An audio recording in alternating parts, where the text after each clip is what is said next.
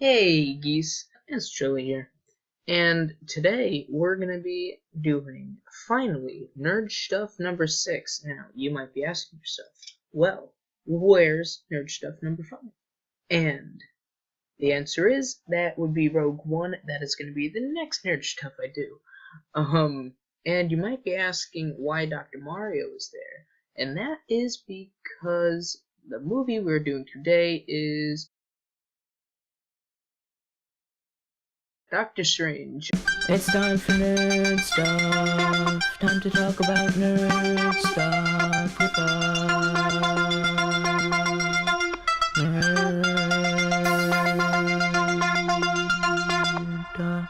If you saw the announcement, you know that I didn't really know if I made this yet or not. And the reason is because I remembered now why it was like deja vu making this. It's because I had all the notes and everything all set up to make it, and then my phone broke, and I lost all the notes, and I had to redo them today, and yeah. But without further ado, making it now. Now, a little disclaimer before we get into it. Disclaimer. Yeah, okay, so a little disclaimerish thing is the pronunciations that I'm going to be doing in here. For some reason, Marvel, when they make it into the cinematic universe, they like to mess up the pronunciations. Now, I'm going to be using the pronunciations that I know and have seen in video games and, like, things before the movies came out, and these are the ones that I believe are correct. So, I don't want to see a single comment saying something about pronunciation. So, this movie, it was really great. I loved it. It was just fantastic movie. I loved the way it flowed. However, there were a few things. So, we're going to start off with plot holes and discrepancies. Now, and flaws. And first little plot hole here is that freaking Assaylis, or whatever his stupid name is, could have just used portals to steal the book, like Doctor Strange did in the library. Like, the book of Cagliostro is the one that he took, and he could have just made a portal, grabbed the book, and that'd be it. And that's another thing. Why didn't he just take the whole book? Like, personally, when I would get there, I would just take the book and then run. Like, you don't flip to the page you want, rip those pages out. Plus, when you rip the page out, they know exactly what you're doing. Like, if you just took the book, they wouldn't know exactly what you were doing. They would just know it's something from that one book. Next one. Why didn't they take the eye away from Doctor Strange when they were yelling at him? Like, it's pretty clear, like, like, they took the book away. And they took the book of Cagliostro away from him, and they took the app. Well, I don't know if they took the app away. I kind of forgot, but anyway, they took everything away, but they just left the Eye of Agamotto with him.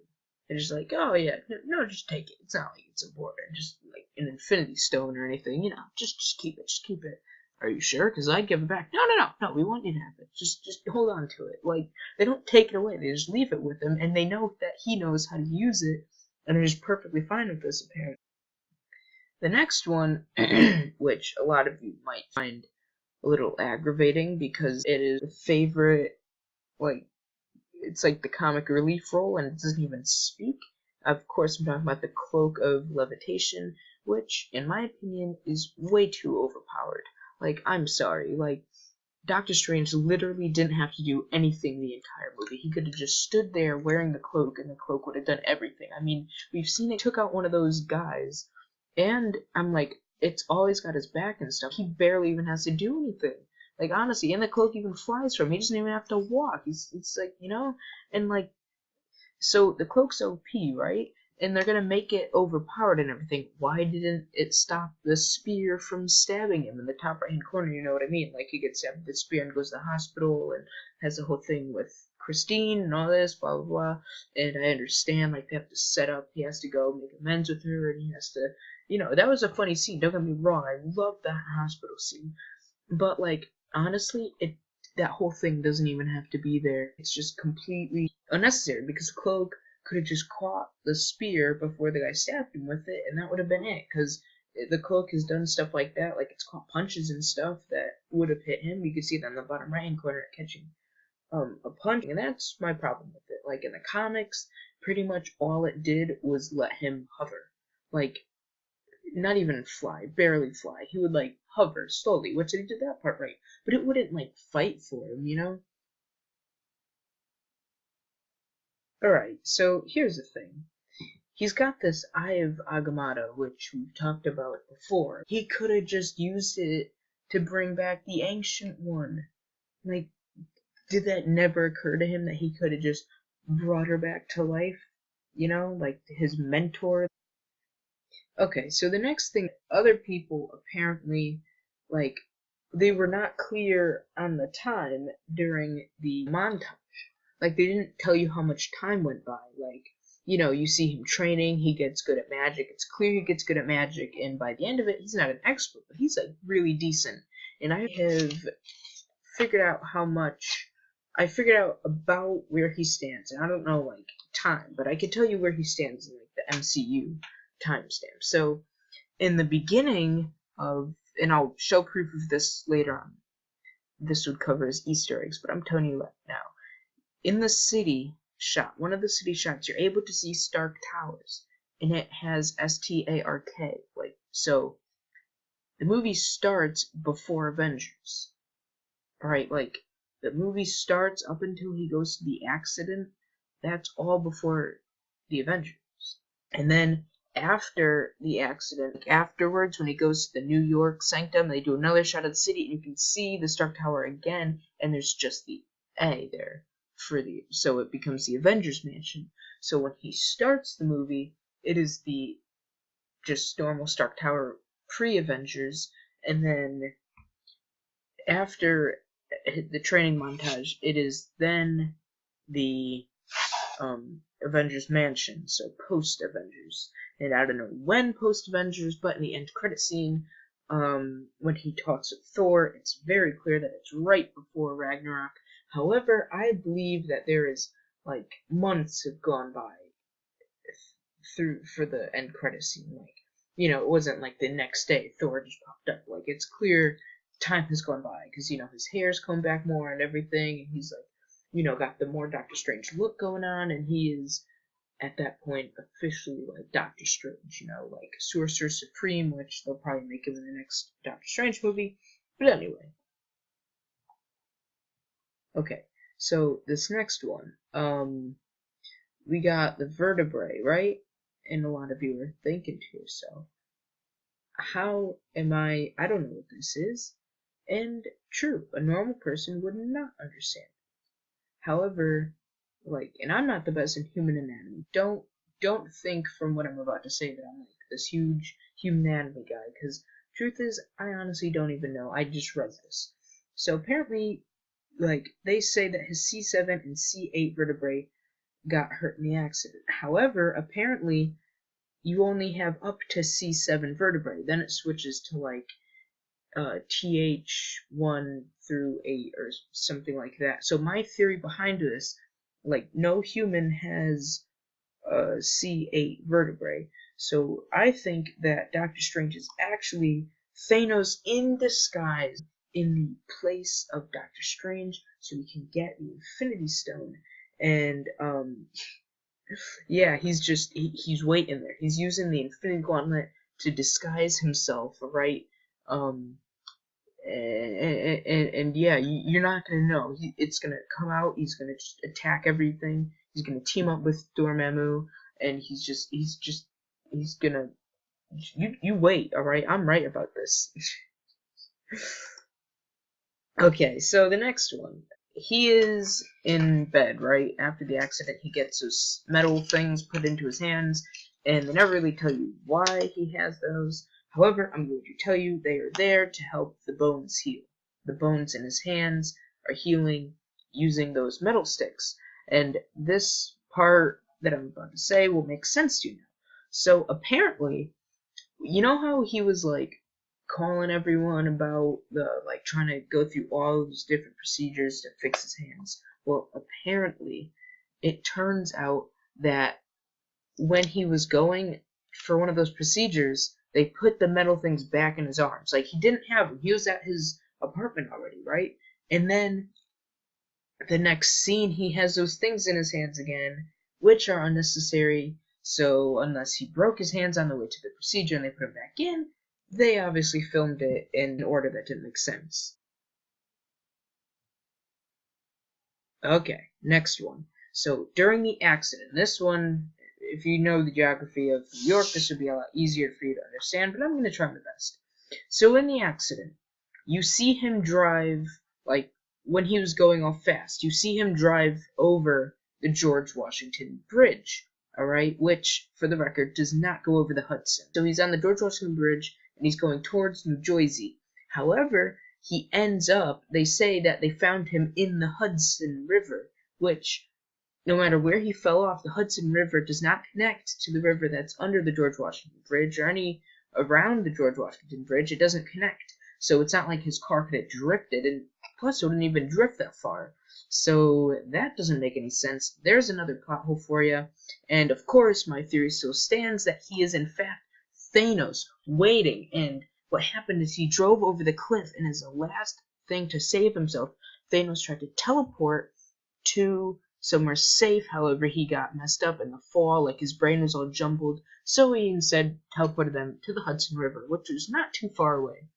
Of course, using the Infinity Gauntlet, duh. When Doctor Strange throws everything from his desk to the floor, the next scene, it's back on the desk.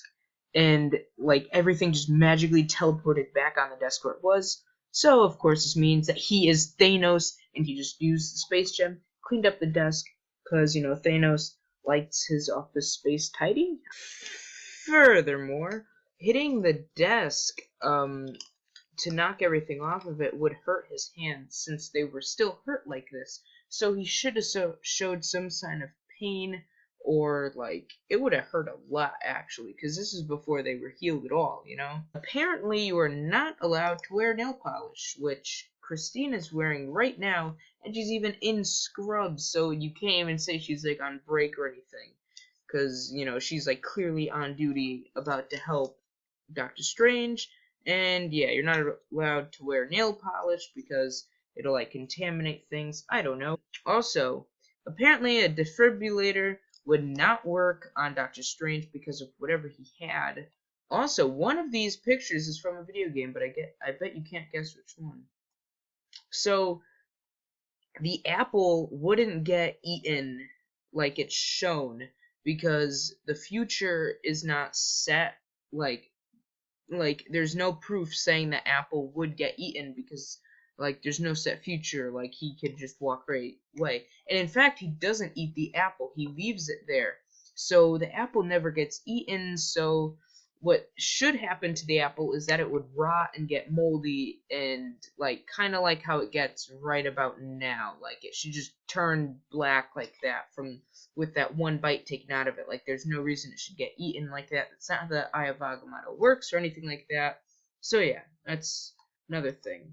So here we go. In the comics, here's my major problem with this movie. This is the reason why it got an 8 out of 10 and not a 9 out of 10. It is because in the comics, Wong looks like the Ancient One, who, by the way, is an old Chinese man with a big old beard. And I'm pretty sure the reason Marvel didn't make him like that is the same reason why they made Mandarin like some weird British actor guy.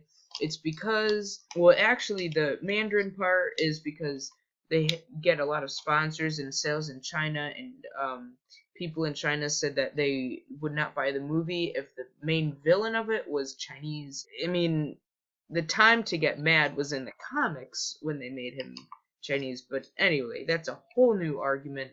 The point is, they made the Ancient One look like Wong, which makes no sense. They also made him a woman, which is just kind of weird. I don't like when they just randomly flip genders and don't excuse it with anything. They just say, oh yeah, so in the movie, we're gonna make the Ancient One a woman, which I have no problem with. I'm not saying the Ancient One can't be a woman. All I'm saying is that when I go to see Doctor Strange, I want to see representation of the comics in the movies, and in the comics, it is just fact that the Ancient One was a woman. It'd be like if Doctor Strange, they had like some woman playing Doctor Strange, and then, I mean, women can't be a doctor. No, don't. That's a joke. There can be a doctor. My doctor that I go to is a woman. Don't. Please stop. Okay, I'm just gonna move on. So Dormammu looks like this in the comics. Not a giant floating head, but in fact a humanoid thing on fire. The action figure you can see better. That's why I included it. You can kind of see it's more material than the comic. Kind of blends, the fire kind of blends in. So I think in Doctor Strange 3, Dormammu is going to come into Doctor Strange's dimension that we all know, and he's going to be more humanoid like that, and it's going to be more of a physical battle. And because in the dark dimension, I believe he is like his own thing, so he is like an entity, but when he goes into other dimensions, he is a physical being like everyone else. And then finally, the Eye of Agamotto looks like that, and it is actually the physical eye of a giant tentacle alien monster thing that can travel through time, and that's why you cut the eye out, and it lets you, you know, corrupt time and whatnot. And that video game, it's just from Ultimate Alliance. I just like the game, and the Eye of Agamotto's in it. That's not really what it looks like. In the game, they just kind of got lazy and just made a little orb. But the Eye of Agamotto just looks like that. It's like a golden circle with a red eye. It's not green.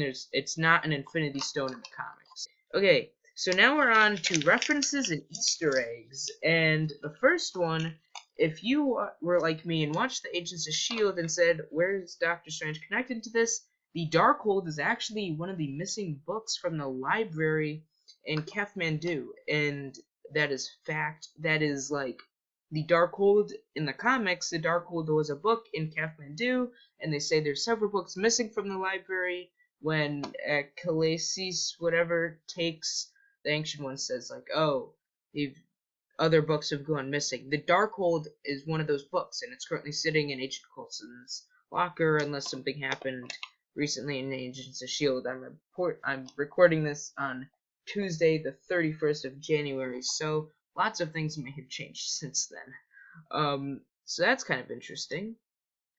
So next up, and you probably know this already, but I'm gonna say it anyway.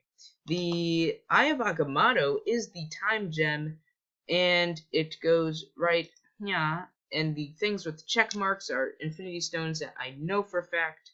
We know where they are, and then I circled that, and I showed you where it goes in the gauntlet. In the comics, it's the blue stone, but I'm pretty sure they made it green in the movies. Well, it's fairly obvious. I mean, the energy that comes out of it is green, and the stone itself looks green, and it has a green glow, so yeah, I think it's safe to say it's green. Now, the space gem is the only one missing, and if it's not missing and you know where it is, in the comments, now listen, I don't want you to just comment like what they are, because I would just look like a bunch of words, alright? I don't want to see a bunch of words. You know what I want to see? I want to see blue text with an underline, meaning I want a link to a list on the interweb, like on Wikipedia or something that just tells me, that's updated, that tells me where they all are right now in the MCU, and which ones, if there are any, are missing, just so that I know, because I'm a little confused, and I think it'd be great, I'd show it at Comic Book Club. Yeah, okay. Leave your comment of a site so that I can see where they all are in the MCU right now. Next, the axes that Doctor Strange attempts to wield in the fight with the minion, with Achilles. I don't know his name, I forget.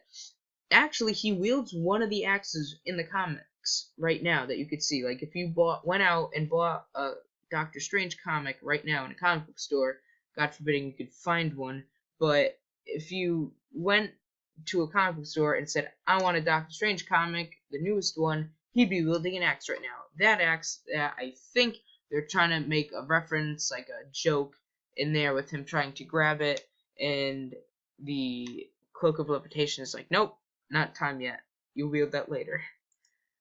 Now, apparently, in one of the dimensions that the good doctor falls through, is the same background as the subatomic layer in Ant-Man.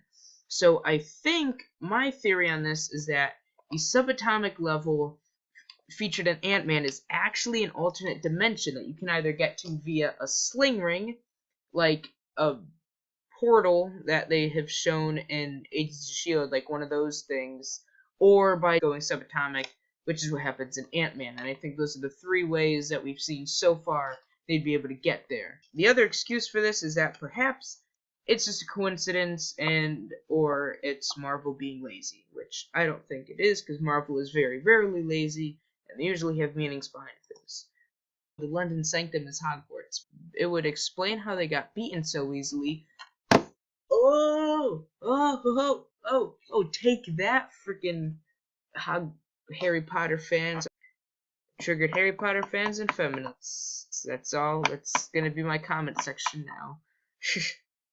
Okie dokie. So here's Stark Tower. Like I said before, you could see it in the first picture, and the second picture I just zoomed in, and you can also see the Empire State Building. I think it looks like it, at least next to the Stark Building. If you look in